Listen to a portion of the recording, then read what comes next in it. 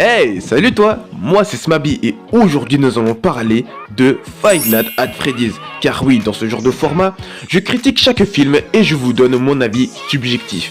Si vous voulez faire la même, vous pouvez le faire en commentaire. Bon, Five Nights at Freddy's, de quoi ça parle? Five Nights at Freddy's, sorti en 2023, est un film d'horreur réalisé par Emma Tamé et produit par Scott Cawthon. L'histoire de Mike, un homme troublé qui a perdu son travail à cause d'une bagarre dans un centre commercial. Oui, il est malade. Bref, plus de taf, il est dans la muse totale. Traumatisé par la mort de son frère, notre héros ne sait plus quoi faire. C'est alors qu'un monsieur mystérieux va lui proposer de travailler la nuit chez Freddy's Fazbear Pizza. Il accepte. Il arrive dans la pizzeria et découvre des choses étranges. Et c'est à ce moment-là que tout va partir en cacahuètes. Bien évidemment que je vais spoil le film, donc si vous voulez rien savoir, quittez la vidéo. Donc, mon avis...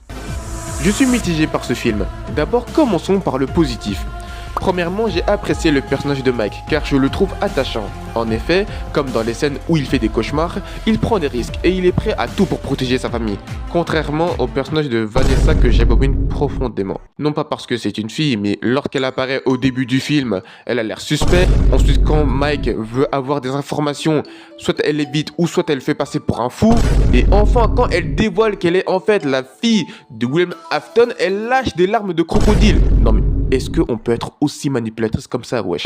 Deuxièmement, je n'ai pas aimé l'intrigue, car je le trouve simple. De fait que le concept des enfants fantômes qui tuent des gens et des enquêtes, ça ne m'emballe pas plus que ça. Et pourtant, quand tu regardes l'univers de FNAF, tu comprends que c'est hyper vaste et que le lore est riche, mais pour adapter tout ça au cinéma, bah c'est compliqué en vrai. Et troisièmement, je suis partagé par les screamers. En réalité, d'autres sont ratés, comme la scène du cupcake qui bouffe un mec, et celle de Freddy qui bouffe une meuf. En revanche, d'autres sont réussis, comme la scène du figurine de Balloon Boy, ou encore celle de Foxy. Pour le reste, les acteurs jouent bien, la musique est top, et les animatronics sont bien faits.